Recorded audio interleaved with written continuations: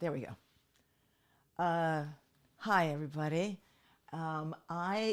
It's me being consistent 2 days in a row. Why? Because I've got 200, 263 subscribers. Hmm. Um, so I've gained 99 subscribers. That's amazing. And and I just decided to start vlogging more. And I'm just trying to find where I am on Latina Stream Queens. Okay. Um, I hope to make this short. I hope to make this 5 minutes.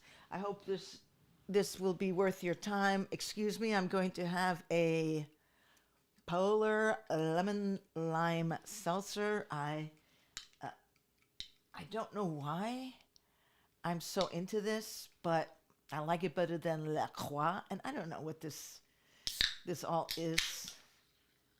Uh, how about that, huh? Cheers, everybody.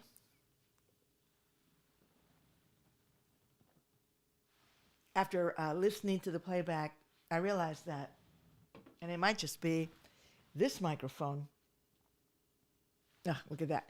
But whenever I drink anything, you can hear it just, you can hear all the thorax or the larynx or the mandibles just doing their job. So I might just start a whole stream for anatomy, Marga's neck anatomy stream. Um, I don't know. I wish I hadn't said that. I have a way of making any innocent idea sound like porn.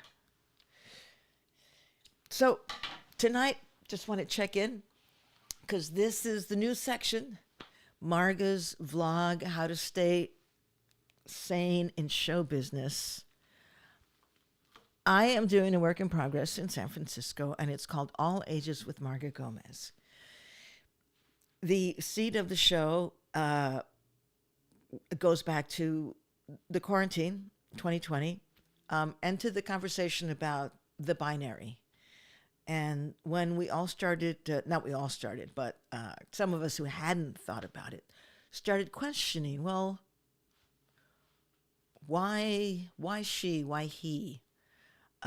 Some of us even had a an argument for why we do not refer to non-binary people as they, or just refer to people as they because of English grammar, which is the language of the colonizer. So it really shouldn't matter to us. But of course, my heritage is Puerto Rican and Cuban, and I don't know what else because I'd never spit and sent it to 23andMe because I don't think that's really a great idea. Who knows what they're doing with that?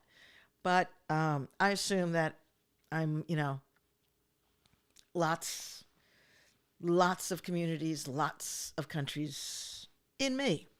But I know that my mom was born and raised in Puerto Rico, my dad in Cuba. Um, so, and I forgot the point that I was making. Yes. Sometimes it's like, and and I perform, and this happens too. I blank out. But if you just take a moment and just trust, trust in yourself and trust in the universe, the thought will come back. Well, so far, anyways. I'll smoke a joint and be right back and see how good that works.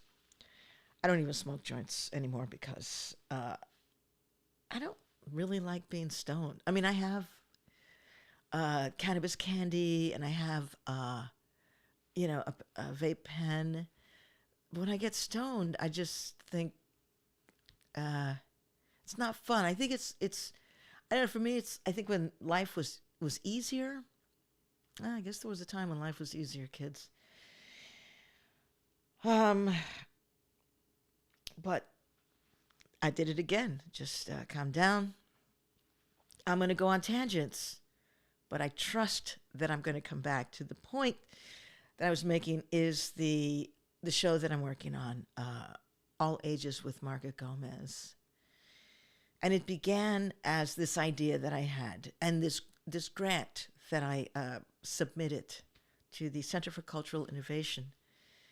And we were all in quarantine. We didn't know how long that was going to last. We didn't know if the vaccine was, if there was going to be a vaccine to begin with. And so I've never been the kind of woman, I say that loosely, who goes, like just goes nuts over babies or kids. I feel that they take up a lot of space that I could have. But I started to have more sympathy for children who were having to take precautions, for children who were getting sick, for children who were going through the pandemic. That was something that I never had to, I thought I had problems, but I didn't have to have a childhood like that. So I wanted to write a kids play. I wanted to write a kids play, but that was still me. And so I came up with this play that I was going to call Imaginary Friends. And I got the grant. And it was going to be an audio play. And I did a version of it, but it just wasn't gelling. And I discovered that once we were able to reopen, that the best way, oh my gosh, I'm sorry about that. The best way for me to create this this audio play is to have the experience of performing it live, with the vibe that it's like an old time radio play. And so that's what I'm doing now. And I think I talked about this in the vlog yesterday. I mean, these vlogs are probably going to repeat the same thing because, as anyone who's been in a relationship with someone, you hear the same stories. I mean, I don't know, the people who may have listened to this yesterday is like, I'm good. I don't have to hear another Margot vlog. And it's true. So you might be all fresh meat to me and listening to me just ruminate and just examine what it's like to do this work in progress. It's such a work in progress that this is my second week. I'm trying to swallow away from this sound sucker. That the first week I used little cue cards, little cheat sheets, little script. I mean, it wasn't like cheating because that's the nature of a work in progress, is that you can actually put the script in your hand and read it. But I just have always the compulsion to move around and all this. So I went from reading the script to, a couple of words like in big font because I need glasses otherwise.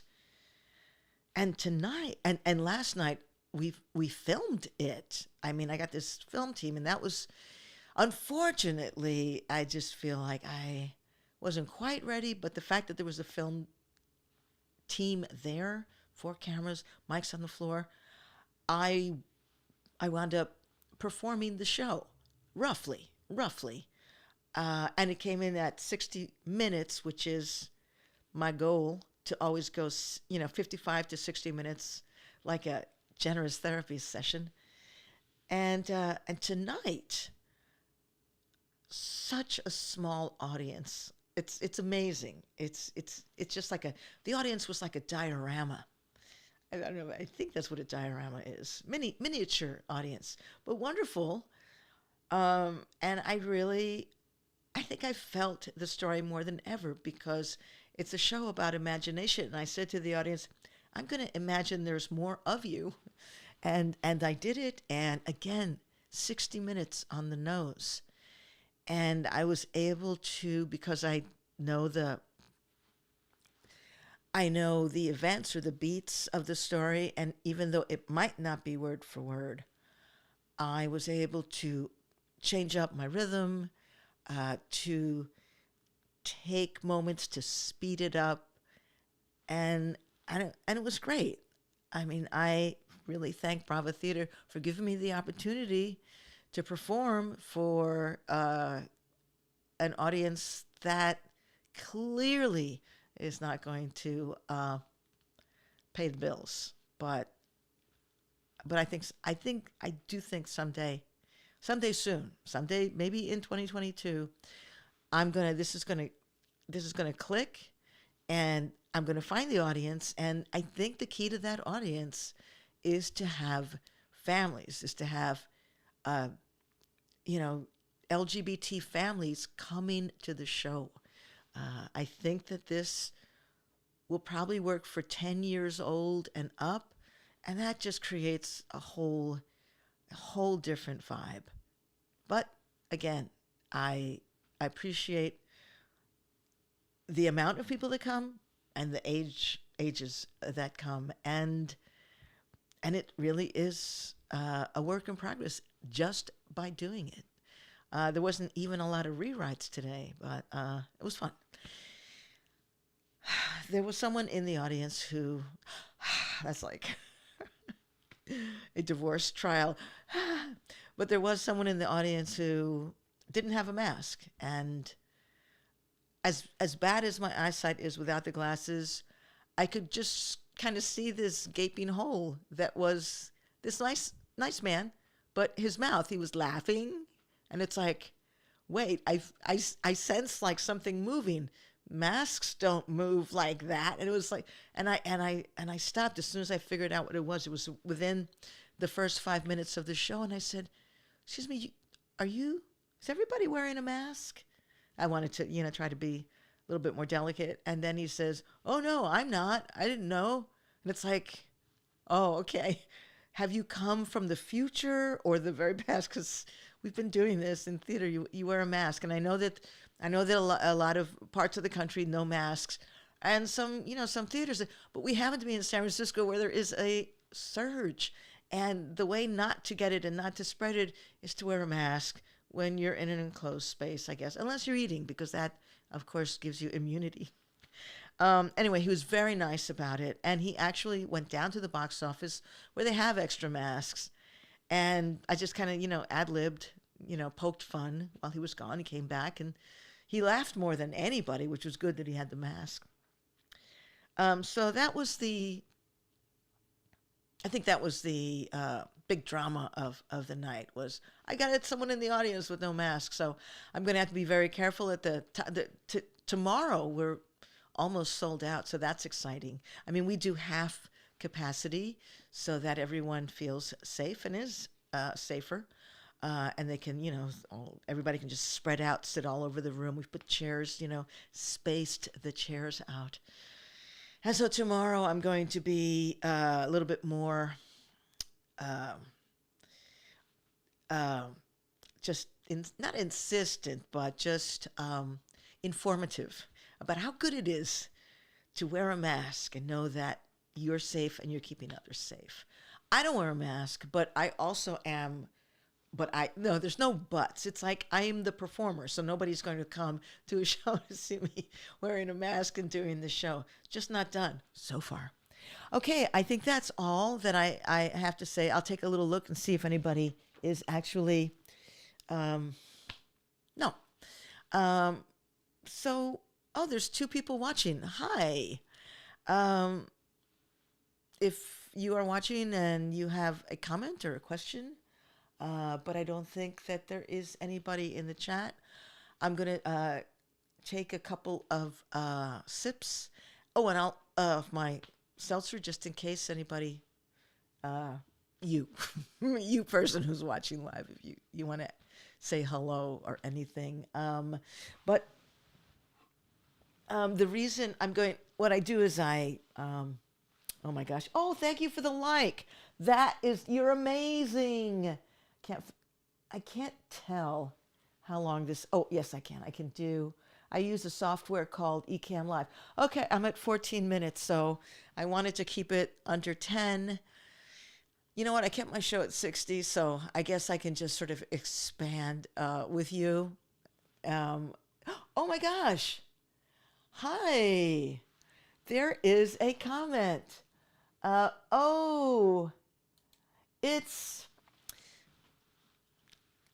think I'm going to get the I love you. It's the mayor of Santa Cruz. Vines, I think it is, but I think that's wrong. Vines, is it, tell me. Okay, so now technically I ended it at 15 minutes, but I do want to find out how Venus, Venus, Venus. Okay, cool. Venus, I wish you could come up and see the show. It's a work in progress, so maybe I could find a way to do it in Santa Cruz. You know, this show I think would do really good in Santa Cruz. If you're not a child and you are an adult, I think it really helps to be kind of high for this. Not like Margaret Gomez, am high, or maybe I'm just on the. I usually use indica, so maybe if I use sativa, I wouldn't be so bummed out. Yes, talk to DNA. I'm gonna. I mean, it's just. I think the best thing to do for me is to set up my camera, film it as just as basic, simple as it is, funky as it might be with my own camera, and then I'll have it, and then DNA could make a decision because he's a producer, as I think you present as well, and maybe a hybrid. That's possible, but it would be fun to do it Santa Cruz, like maybe get, cap it at 20 or 30. It depends on the space, and then live stream that. And I know that DNA would know how to make that happen. Absolutely a hybrid. I will talk to DNA. Thank you. So what's up? Are you doing any Pride, any Dyke March, anything like that? Venus? Um, I'll hang out a second. Well, we can talk. Let's talk on. Let me know. Send me a message on Facebook and let me know what's up with Santa Cruz. I have when I go to Santa Cruz, I take the Amtrak bus and then the and then the bus from what is it? I take that bus from San Jose, and to be honest, when I think about that, I'm still kind of squeamish about getting sick. So I guess I'd have to have someone who was really into going to Santa Cruz with me, and then we drive down. I think that's the only way I can do it. Uh, let's see. Let me bring that on. So Venus is saying, I like it, thinking about Pride weekend. So we had our Pride here first week of June, and it was great. That's so cool. I still have the Highway 17 Express. Yeah, it felt contagious like before the pandemic. So imagine now that bus could be really wacky. But geez, I love Santa Cruz. If only I knew how to drive. But I'm a New Yorker, and then I thought I'm going to be rich and famous, and I'll have a limo. So none of that happened. All right, buddy. Happy Pride. Thanks for jumping on to the live stream. Thank you for the like. And yeah, and that's it. And I'll talk to DNA and I'll figure out how to get my ass to Santa Cruz. And I love you. I hug you. I hug you. I hug you with queer best wishes. Talk to you soon.